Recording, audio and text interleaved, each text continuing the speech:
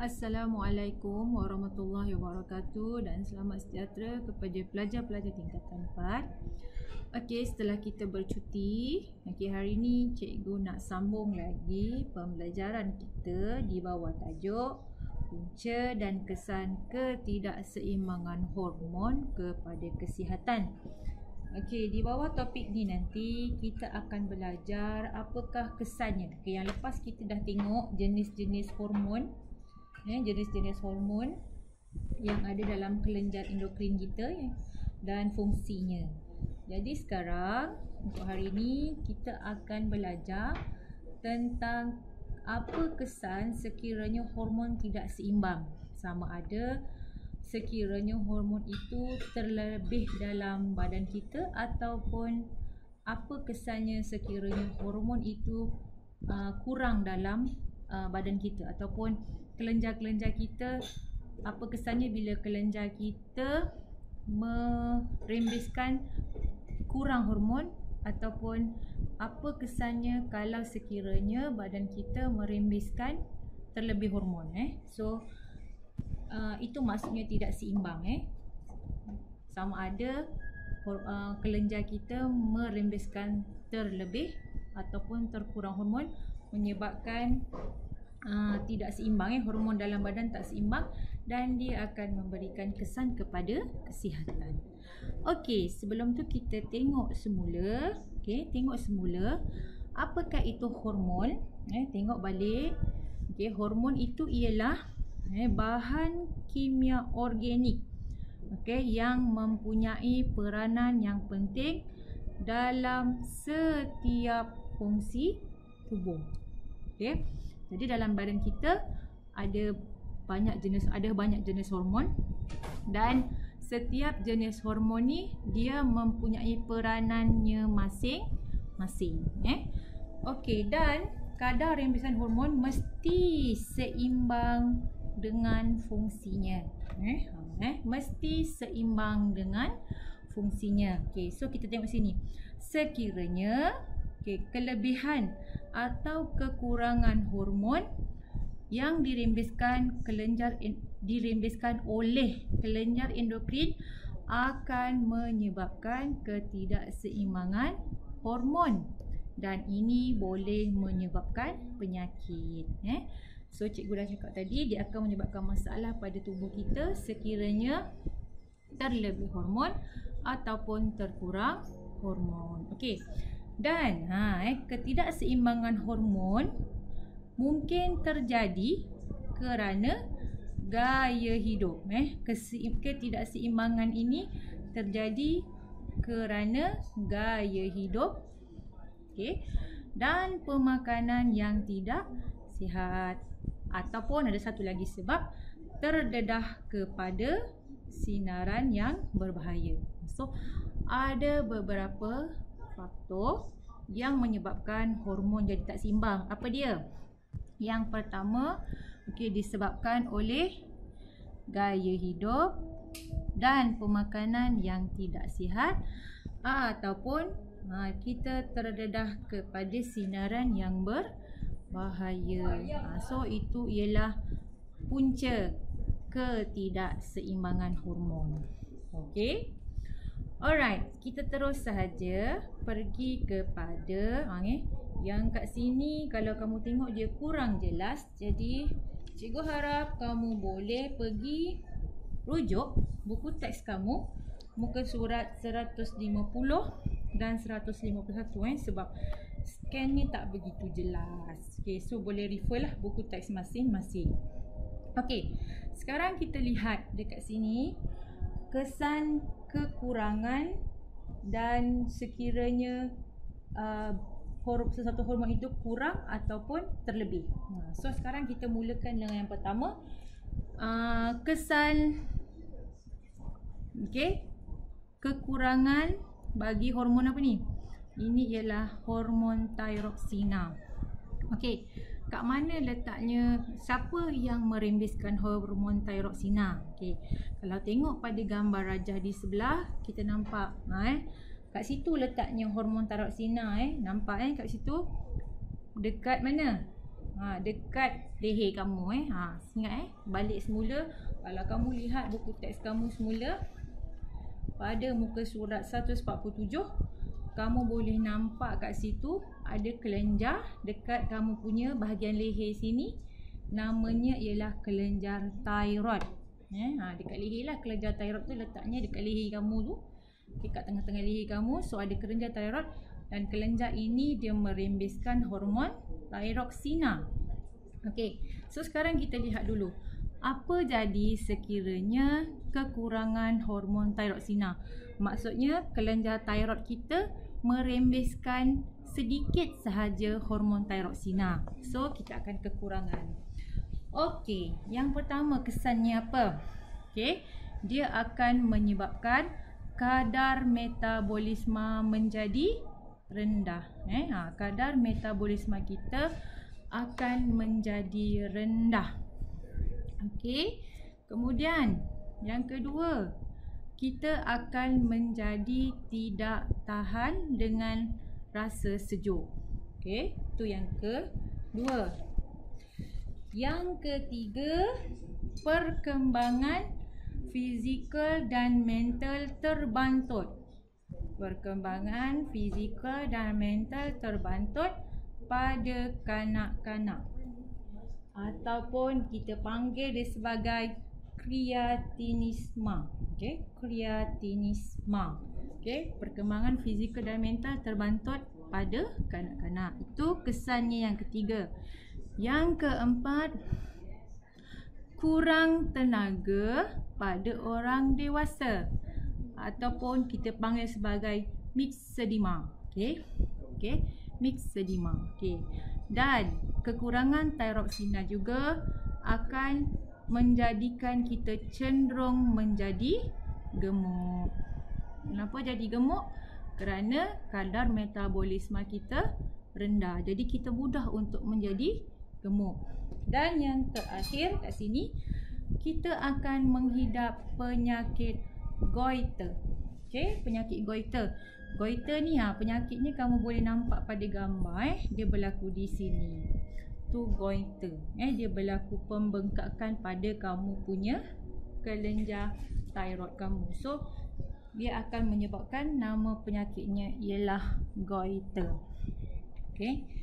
Itu ialah kesan kekurangan hormon thyroxina.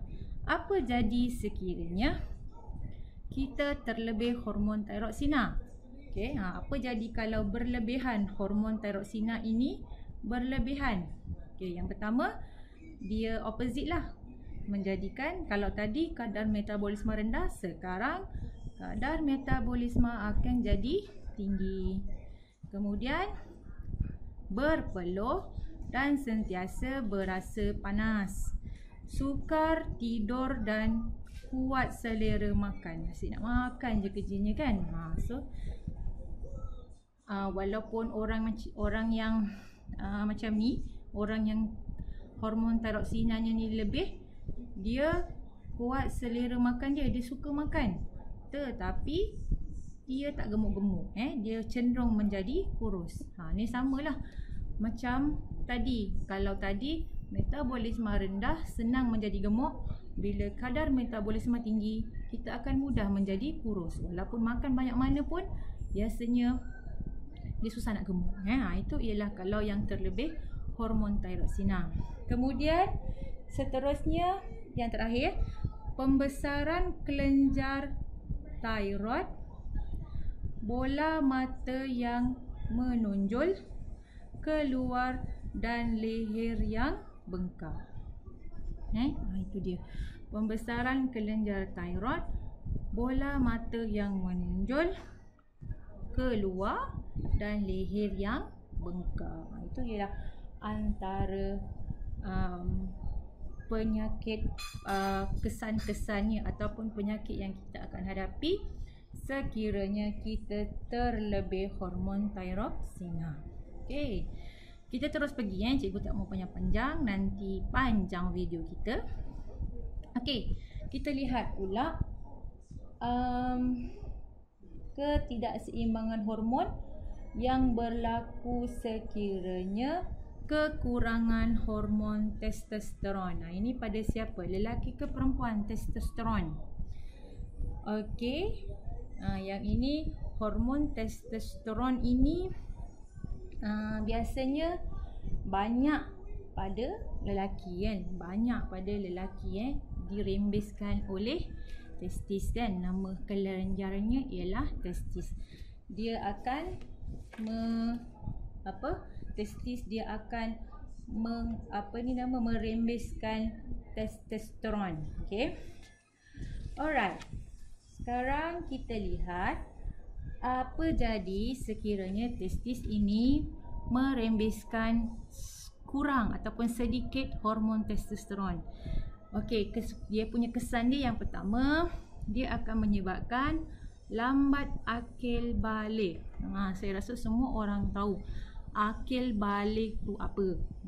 Bagi seorang lelaki, dia akan capai akil balik. Okey, jadi kalau kurang hormon ni, maka dia akan lambat akil balik. Okey, itu yang pertama. Yang kedua, bilangan sperma yang rendah. Maknanya bagi orang lelaki yang merembeskan sedikit testosteron ni, bilangan spermanya juga akan jadi sedikit. Okey. Kemudian hormon testosteron yang berlebihan pula. Apa kesannya kalau berlebihan? Akan menyebabkan sifat kelelakian kepada wanita. So itu dia tentang hormon testosteron. Okey, seterusnya kita pergi pada hormon progesteron. Progesteron. Okey, hormon progesteron ni biasanya dia ada pada seorang wanita, maknanya dirembeskan oleh ovari. Dirembeskan oleh ovari. Right. Apa kesannya? Kalau kekurangan hormon progesteron, dia akan menyebabkan masalah haid kepada wanita. Kemudian dia menyebabkan sakit kepala. Yang keempat, menyebabkan sembelit dan boleh menyebabkan keguguran kandungan. Ini kesan kalau kekurangan progesteron dirembeskan oleh ovari. Okey, jelas Dan seterusnya, kekurangan hormon estrogen. Okey, kekurangan hormon estrogen. Alright. Apa jadi kalau kekurangan hormon estrogen? Dia akan menyebabkan perkembangan ciri-ciri seks sekunder perempuan terjejas. Okey, apa itu ciri seks sekunder? Yang ini cikgu dah pernah bincangkan, dah pernah terangkan maksud ciri seks sekunder. Okey, jadi cari balik. Kalau nak terangkan nanti video cikgu jadi panjang. Okey, so dekat sini sekiranya ovari merembeskan banyak estrogen, dia akan menyebabkan perkembangan kalau sekiranya estrogen kurang dirembeskan, kurang dirembeskan, dia akan menyebabkan perkembangan ciri-ciri seks sekunder perempuan akan terjejas. Okey, contohnya apa, cikgu bagi sikit lah nanti punggung bagi seorang perempuan dia tidak membesar dengan normal, ataupun dia payudaranya tidak tumbuh, tak besar macam perempuan lain. Itu contoh ciri seks sekunder. Yang lain kamu cari sendiri. Okey, seterusnya, apa kesannya kalau hormon estrogen ini berlebihan? Okey, kesannya ialah menyebabkan sifat keperempuanan pada lelaki. Okey, so itu pasal hormon estrogen. Teruskan lagi. Okey, teruskan lagi kepada hormon pertumbuhan. Hormon pertumbuhan. Right. Hormon pertumbuhan ini dirembeskan oleh siapa?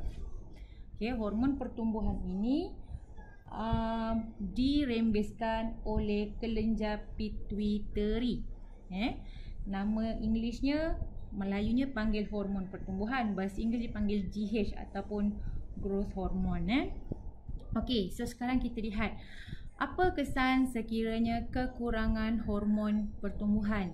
Yang pertama menyebabkan kekerdilan. So ada satu ni lah kesannya, iaitu menyebabkan kekerdilan. Sebab tu kalau kamu tengok di luar sana ada orang yang dah dewasa, umur dah 40, dah 30 tapi ketinggiannya hanya 1 meter ataupun kurang. Itu maknanya hormon pertumbuhannya ataupun pituitary dia, hormon kelenjar pituitarinya merimbiskan kurang hormon, menyebabkan dia menjadi kerdil. Okey. So tubuhnya tidak membesar dengan normal. Okey, itu kekurangan hormon pertumbuhan. Apa jadi kalau terlebih? Apa jadi kalau berlebihan hormon pertumbuhan? Okey. Yang pertama, pertumbuhan tidak terkawal, okey, dan dia menjadi kegergasian ataupun acromegaly. Itu nama istilah dia, kegergasian. Okey, itu ialah kesannya kepada tubuh, maknanya dia terlalu tinggi. Kalau biasa manusia berapa ketinggian? 1.7 meter. Tu tinggi dah. Tapi dia boleh capai agaknya berapa dia capai? Tinggilah sangat. Dia boleh sampai agaknya lah dalam 2 meter ke agaknya. 1.9 sangat tinggi. Kalau orang macam ni, ketinggian dia kalau nak lalu pintu dia kena menunduk sebab dia terlalu tinggi. Tu kesannya sekiranya terlalu banyak hormon pertumbuhan dirembeskan. Okey. Alright, sekarang kita tengok. Kalau kamu tengok kat gambar tu, ialah gambar foto lelaki acromegaly dan lelaki yang normal. So beza ketinggian dia tu sangat jauh lah. So kat situ kamu boleh lihat kesannya. Okay, dalam buku kamu lah, mungkin tak jelas dalam video cikgu ni ataupun dalam slide cikgu. Okey. Ada lagi satu hormon yang dirembeskan oleh kelenjar pituitary. Namanya ialah hormon antidiuresis, ADH. Hormon antidiuresis iaitu ADH. Okey, apa kesannya? Okay, yang pertama, air tidak dapat diserap semula di ductus pengumpulan di ginjal. Okey, kalau kamu tengok balik, fungsi hormon antidiuresis ni ialah mengawal kuantiti air yang diserap semula oleh ginjal. Maknanya ginjal kita akan serap semula air. Tapi kalau sekiranya kurang hormon ini, maka air tak dapat diserap semula oleh ginjal. Okey. Bila air tak dapat serap semula, ginjal tak dapat serap semula air, maka kesannya seterusnya ialah penghasilan urin yang berlebihan. Okey. So air kencing kita lebih banyaklah daripada orang yang normal. Kemudian sentiasa berasa dahaga dan menyebabkan satu lagi jenis penyakit, namanya ialah diabetes insipidus. Tu dia punya kesan dia. Ada 4 kesan kalau hormon ADH ini kurang dirembeskan. Okey, lihat seterusnya. Apa kesan yang berlaku sekiranya berlebihan hormon antidiuresis? Okey, yang pertama akan menyebabkan sakit kepala dan juga pening. Okey, itu kesan-kesannya sekiranya kekurangan rembesan hormon antidiuresis dan terlebih rembesan hormon antidiuresis. Okey. Right. Itu kalau kekurangan bagi ADH. Okey, sekarang kita pergi pada insulin. Hormon insulin. Siapa yang merembeskan insulin? Ingat lagi insulin dirembeskan oleh pankreas. Ingat balik. Insulin dirembeskan oleh pankreas. Okey. Apa kesannya sekiranya kekurangan hormon insulin? Okey, kesannya ialah glukosa berlebihan tidak dapat ditukar menjadi glikogen. Okey. Maksudnya kalau kita makan benda manis, hormon insulin tidak dapat dirembeskan ataupun kurang dirembeskan, maka glukosa tadi tidak dapat ditukar menjadi glikogen. Dan seterusnya, aras glukosa darah akan meningkat. seterusnya kita akan dapat penyakit namanya ialah diabetes mellitus. Apa tu diabetes mellitus? Diabetes mellitus ialah penyakit kencing manis. Cara bahasa Melayunya ialah kencing manis. Okey, seterusnya. Apa jadi kalau insulin dirembeskan secara berlebihan? Okey. Kita akan menyebabkan aras glukosa menjadi rendah. Aras glukosa menjadi sangat rendah sebab banyak sangat insulin dihasilkan. Jadi semua glukosa yang kita ambil ditukar menjadi glikogen. So kita punya aras glukosa sangat rendah. Kesannya apa? Ni hypoglycemia. Hypoglycemia ni apa? Maknanya sangat kurang gula. Kita kekurangan gula dalam darah kita. Dan seterusnya menyebabkan dahaga yang berlebihan. So itu ialah kesan kekurangan ataupun terlebih hormon dalam badan kita. Okey, cikgu tak nak bagi banyak-banyak. Okey, cuti-cuti ni cikgu bagi sikit-sikit saja.